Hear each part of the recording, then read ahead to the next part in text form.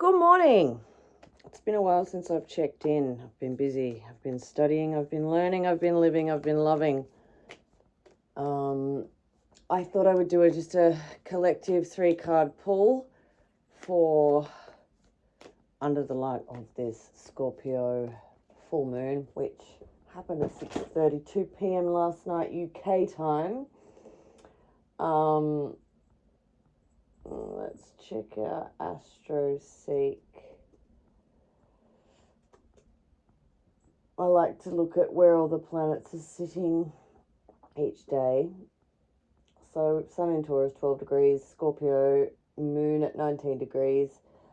So it's moved on from 11 to 19. It's already on its way to Sag.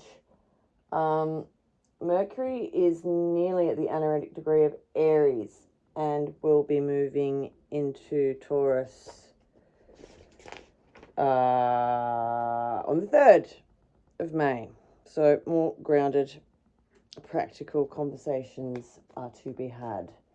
I also listened to a really brilliant transit talk on Venus moving into Gemini. Well, it's in Gemini now. But it's leaving Gemini on the 18th of May. So what was discussed in that brilliant talk from the Peace Dealer was you need to pay a subscription to you need to be one of his members on his YouTube channel to watch this kind of more detailed content. But it was just sort of discussed that the energy of a Gemini Venus and how it's interacting with the other planets and placements will mean that we're able to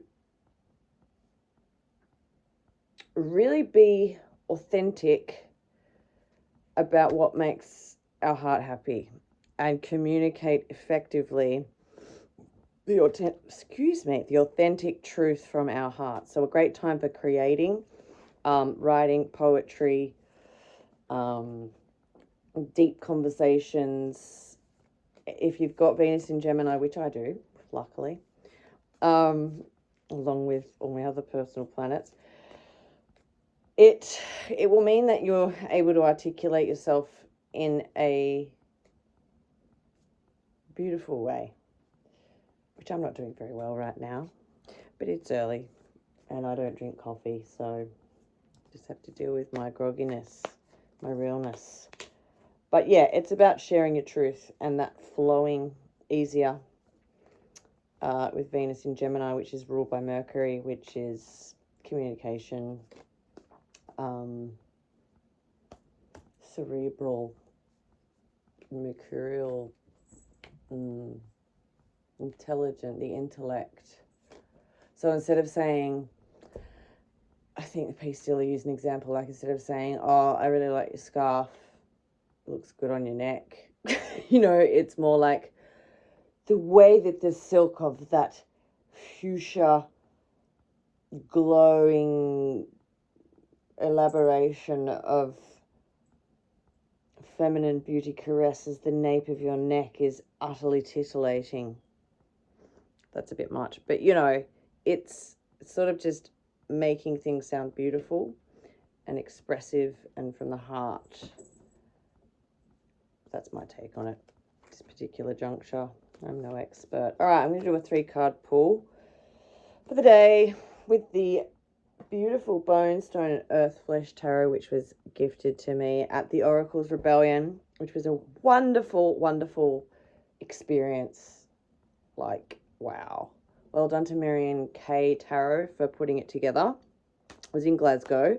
There was a selection of speakers who each spoke separately about different aspects of the occult,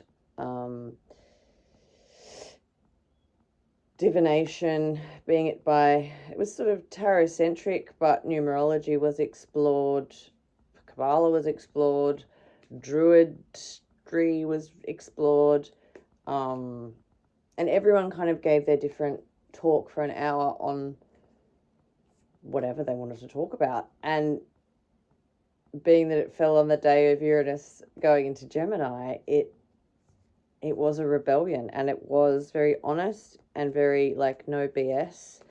Just real talk about what our job is as mystics, healers, and guides, and just how much it was so refreshing to meet people that were willing to talk about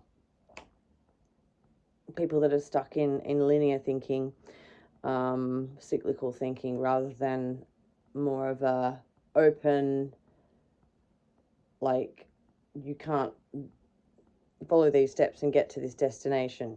Like a lot of spiritual gurus out there, and spiritual bypassing is like, oh, you just go to this ayahuasca retreat and you'll be fine, or just sign up to my course and do these affirmations and you'll be fine, and live, laugh, love, and light, and all of that. There is a lot of stuff out there in the spiritual teaching world of enlightenment and everybody waking up and the Great Awakening. That's a nice idea, but the reality of the situation is the world is in peril, and the powers that be are going to keep doing chaotic things that are going to affect all of our lives. And so our main responsibility is to take care of ourselves and each other to an extent, but not in a toxic way. So it really brought home that thing of, you can lead a horse to water, but you can't make it drink. You can do a tarot reading for someone and tell them what they need to do or what they need to look at in their shadow, which a lot of people don't want to look at. And they might run away and go, oh, that was like really deep and on point and totally resonates. But then they might not actually do the action that's required for them to grow and evolve and heal, which involves being uncomfortable. Shadow work is not for the faint of heart. Whether it be investigating the root of where your trauma stemmed from in your childhood, which led to A, B, and C behavior and repeating patterns of the same toxic relationships or jobs or misaligned purpose. Are you doing what you're doing because it makes your heart sing, or does it make your bank sing? We all have to pay the bills, but are you being authentic? And that authenticity word is also thrown around a lot. I'm so authentic. Are you really? Or are you sort of one foot in the truth pond when it suits you, but then in social situations, because of that tribal need for acceptance and belonging, do you then, censor yourself in order to be liked, loved, and accepted and get that external validation? That's something to really look at. This is the age of truth. This is the moon of truth, Scorpio, sex and death and truth. What are the deep, dark, secret emotions that are hiding in the pit of your stomach that you maybe need to journal about, reflect on? You could do ritual around it. I'm releasing the need to be liked. I'm releasing saying yes when my body's saying no. These sorts of things are all, in my opinion, good things to look at. Anyway, I won't digress too much more about that, but I just wanted to acknowledge Mary and Kay Tarot, and also met every speaker that spoke was worthwhile. So I might put some links below of all the different people that attended, so you can check them out for yourself. Richard Abbot gave a especially controversial speech, but it was so honest, and it was so Uranus and Gemini. It was so authentic, because it was sort of calling out the fact that we're helping these people, and we're using these tools to give people the tools and the tips to reach a more happy, fulfilled, whole, enlightened state in their life. But at the end of the day, if the people aren't willing to do the work and they want to stick with the whitewash kind of cookie cutter, everything will be fine. The devil card's not bad. It's just a masculine energy, when really it's like, it can be addiction. It can be all sorts of things. So he's just one of the few speakers that really resonated for me. So I made some really lovely connections, and he's got an online community called the Hermitage, where you can learn more about numerology. He's got a lot of experience, a brilliant teacher.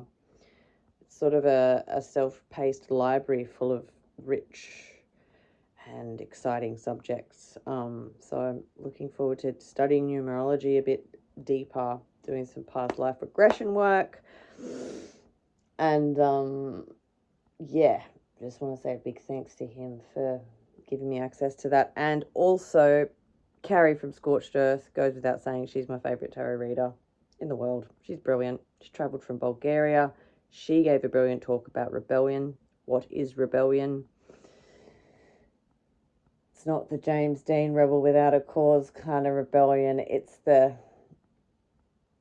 what I got from what she said was, it's about sovereignty and saying no. Even if everybody else is saying yes. Which, when you look at herd mentality, can be hard, because people always tend to go with the crowd because it's safer socially, but your body won't like it if you're going along with something that isn't really true to you. That can spill out into work, what you say and don't say in relationships, friendships, the values that you live by. Are you really living by them, or are you just saying, yeah, I value this, I value that, but I'm going to go do this because everyone else is doing that? So, so it's very, very enriching, intelligent, articulate, and thought-provoking conversations that, honestly, a week or two later, I'm still pondering and reflecting on. Also, got to give big ups to Rhonda from the Centre for Celtic Shamanism. I did a seership course with her, Introduction to Seership. Brilliant. That work really resonates with me because of my Celtic roots.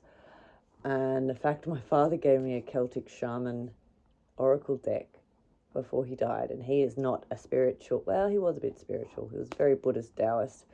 But he always thought it was a bit heebie-jeebie, the occult sort of stuff, because of his conditioning, being brought up Protestant in a small town in Scotland.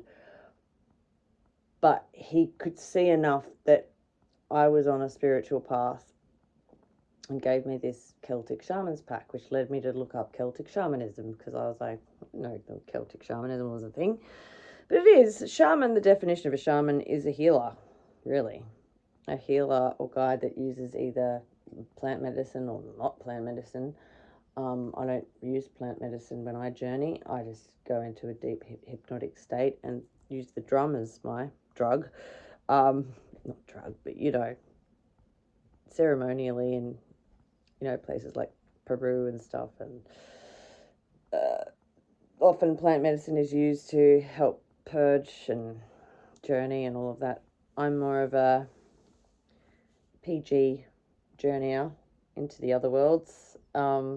You sort of can go into a trance-like state and see things that are significant. So follow her at the Centre for Shamanism. She has a YouTube channel.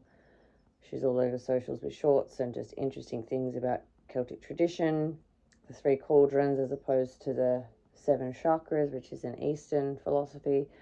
So it's sort of sticking to my ancestry and how my ancestors would have done things. I think that resonates more for me. I still do my yoga and I still believe in chakras to an extent, but I think simplifying it to just 3 cauldrons of energy and maintaining, the root, how you are in the world, and then the upper, I thought that was, that's a concept that makes things a little bit less complicated for someone like me. Anyway, Rhonda McCrimmon, brilliant. She's got 2 books.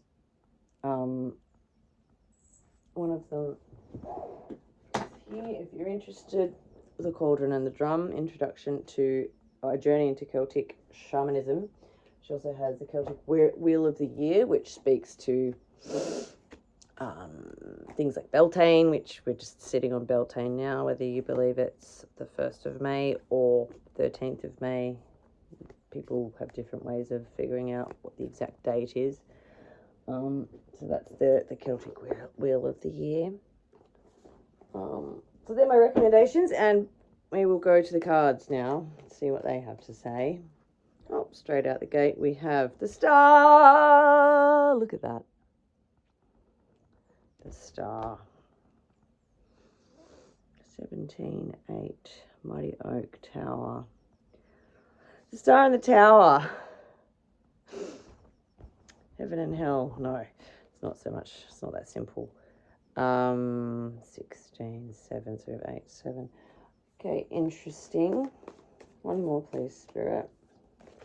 I did tune in and open space before I started recording. What do we have for the collective? For May. Let's just do it for May. It's too many, Spirit. Just one card, please. Oh, the Green Man. King of Pentacles. Perfect for Taurus energy. We're currently in the...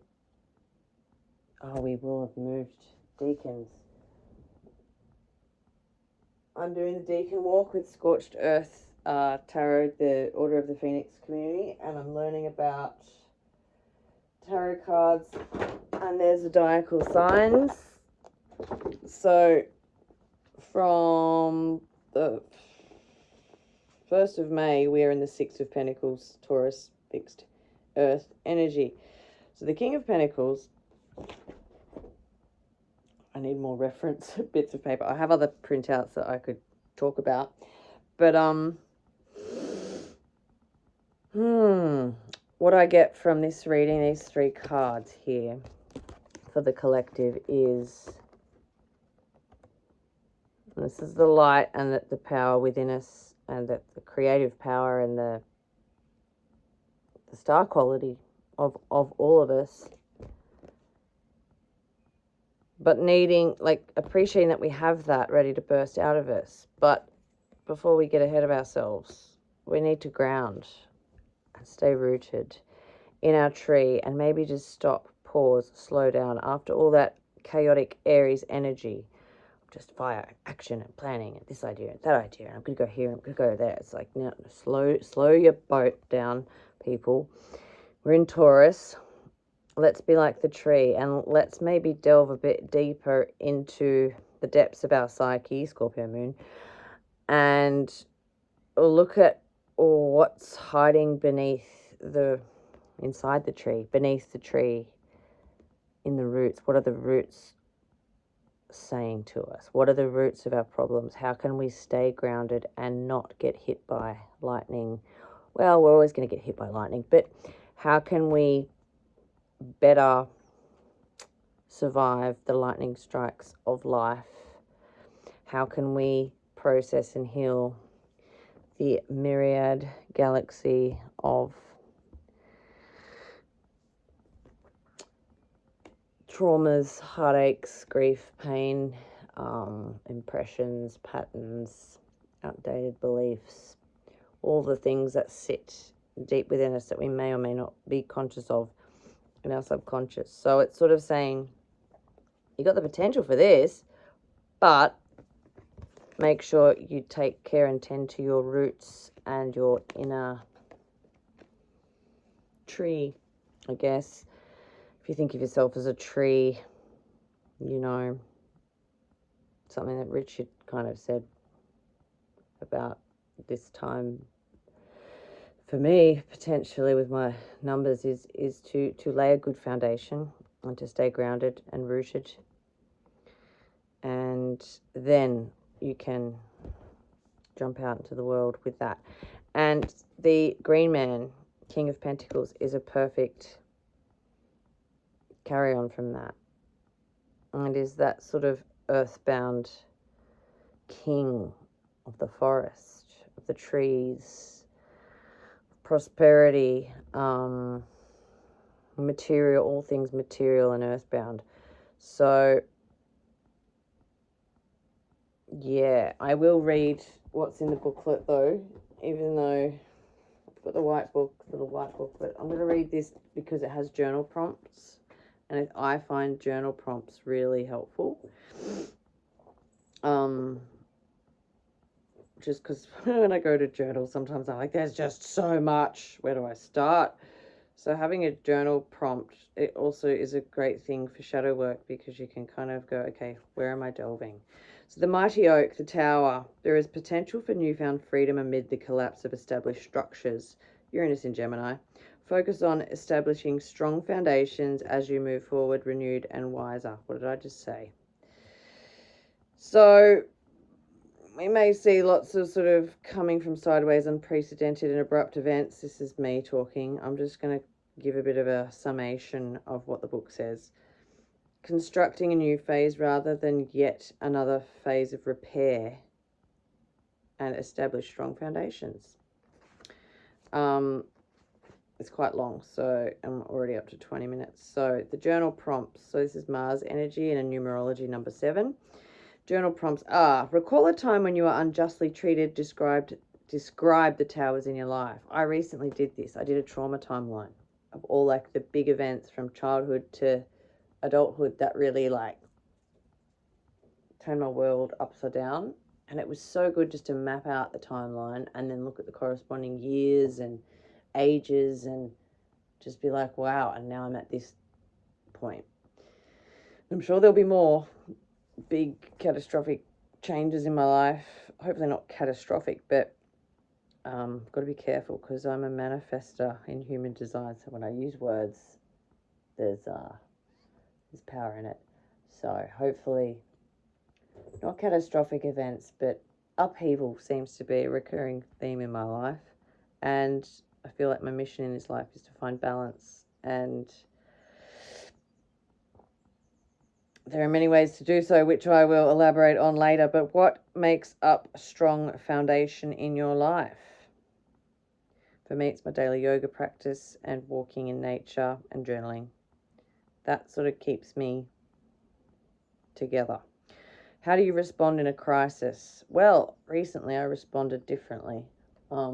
My accommodation was sort of abandoned when I was away, and I thought, well, I could get really stressed out and angry and woe is me, or I could just be like, do you know what?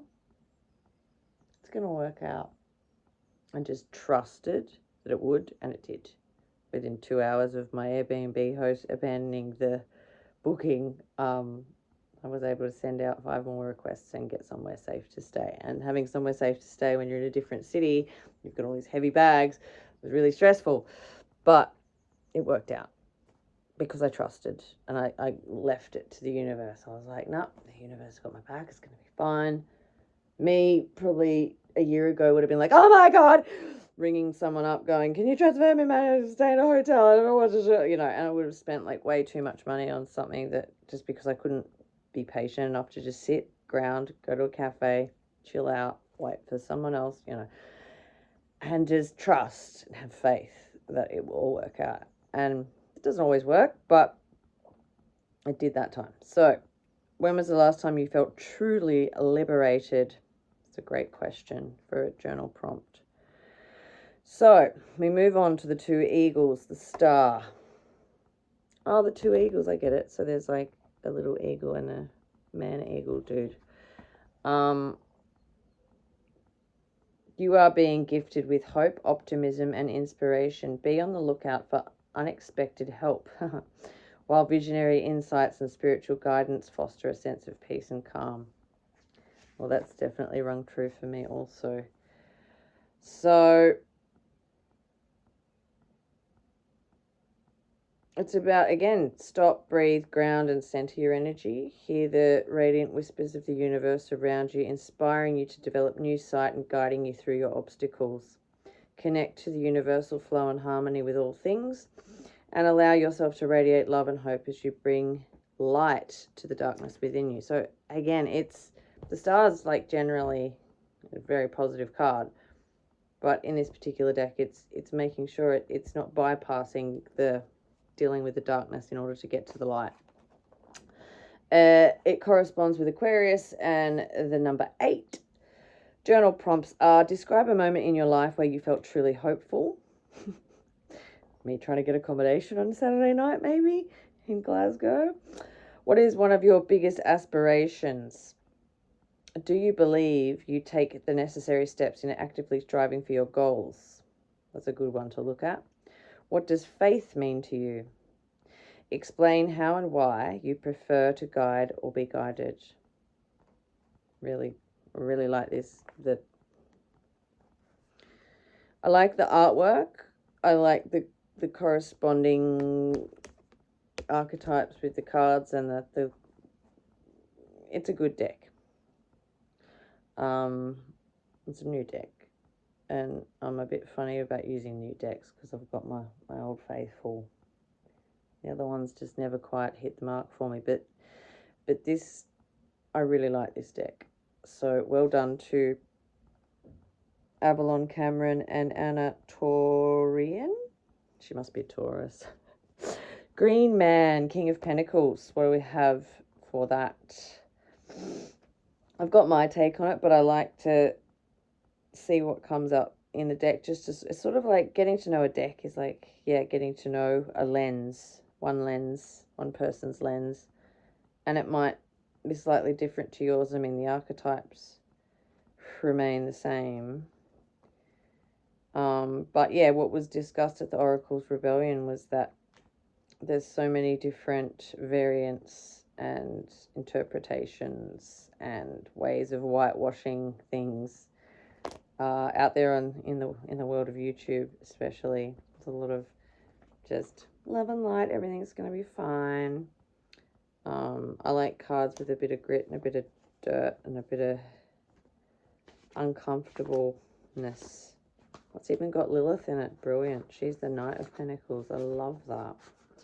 It's got Baba Yaga. It's got very interesting characters in it. So, take up the mantle of power and manage your resources as though you were a monarch. Interesting. It represents mastery over resources, urging you to take full advantage of what you have to foster growth, prosperity, and stability. So not sort of going work, striving to have more. It's looking around you and going, wow, I have all of this. How can I use all these tools at my disposal to create the life I want, to create music and art, to create... For me, I have quite a large record collection that was my father's, and I'm going to be starting to move that on, just to have a bit more of a passive income, and my priorities have changed. I'm not a vinyl DJ anymore who needs to have all the disco and funk and soul records that I ever could want. So I'm going to be releasing a lot of that, because it sort of is baggage and it takes up a lot of room. And if other people could be enjoying it, I mean, I have enough vinyl to listen to for the rest of my life, and I'm kind of on a bit of a spiritual focus at the moment. I'm not going to sell the whole collection, but yeah, just weeding out. So that's an example of a resource. Like, music is a resource for healing, but it's also a resource for investing in and moving on and spending my money on things like tuning forks for sound healing. That would be worth more to me than 10 records, because it's a tool that I can use to heal people, which is what I'm sort of headed to. So the grounded earthly king represents a loyal, pragmatic, and influential individual who prioritizes his friends and family. Hands-on and willing to put in hours of physical labor, he ensures the harmony of his home by building and creating with his bare hands. So that it goes on for a while. But the fact that it corresponds with the Green Man, it's interesting. A friend of mine's doing a wood carving of the Green Man at the moment, and it is brilliant. His magic and majesty are the wild heart that beats through every sentient creature, holding sway over the primal force surging through all creation. He is the roar, the tooth, the blood, the venom, so the light and the dark. No one knows how this ancient being came to be. Some say he is a shadow cast by trees, others that he is the cave dweller who lives in the centre of the earth, forever caressing his other half, the Great Mother. Humans will pray to him. They will pray to be reminded of the majesty and sovereignty inside them. His wild nature embodies life, reminding everyone of their beating hearts and urging them to run wild and free. Get out into nature, people. Connect with some trees. It sounds simple, but it is so powerful. Bare feet on the grass. Oh, and I also found out you only need to do the bare feet on the grass for like a minute. It doesn't have to be like walking around and cold feet and to get the adequate grounding. It's not actually about quantity, it's about quality. So it's like just bare feet on the ground, deep breath, exhale, shoes and socks back on, get on with your day. Like, it doesn't have to be this chore. You know, some might look at it as a chore to, oh, I haven't grounded down on the earth today. And it's like, well, just go out for a second, shoes off, quick, back on, back to what you're doing. Apparently, I think scientists or someone, Rhonda had mentioned it, have proven that gives you enough of a energetic charge to, just get you centered and balanced and regulate your nervous system. Okay, she's a rambler today. So the green man's actually the corresponds with the astrological sign of Capricorn, and the elemental combinations are fire of earth. Journal prompts are: describe your kingdom. I like that. Describe a time in your life where you were a provider. Describe a time in your life where you were unnecessarily insensitive. How do you relate to the King of Pentacles? Intriguing. Okay, everyone. I might just quickly pull a animal oracle card, Kim Kranz, just for good measure. Just to end on a animalistic note. We have for the collective for May. That's perfect spread for May, actually. Star, the Tower, the King of Pence. That was too many, Spirit. Just one, please. What do we have for the collective for May 2026? The Black Egg. The Black Egg. There's the Cosmic Egg as well. I've got the Cosmic Egg a few times. The Black Egg, speaking from an authentic voice. The truth. The truth will set you free. It's true. The Black Egg contains one of life's essential treasures, the truth. Inside it resides no confusion, excuses, small talk, noise, or lies, not even white ones. This living and breathing vessel harbors only that which rings true. When this essence is in balance, we speak slowly and clearly. We are drawn to activities like writing, reading, teaching, singing, or perhaps public speaking. Sounds draw us in. Books draw us in. The concept of truth itself draws us in. Indeed, it does. We start asking questions like, what do I know to be true about myself? And what is true about the world? They're also good journal prompts. When the energy of the Black Egg is not yet accessed, we speak from an unsure place. We say things others want to hear. What did I just say before? Gossip, or repeat stories to justify our subpar behavior, being stuck in a trauma loop in its shadow. We might even try to convince ourselves that we have no inner truth at all. The energy of the Black Egg hovers and waits for us to reconnect. It is available at every moment, in every situation. It is the epicenter of truth and the birthplace of our voice. Felt really good reading that. The Black Egg and the 5th chakra.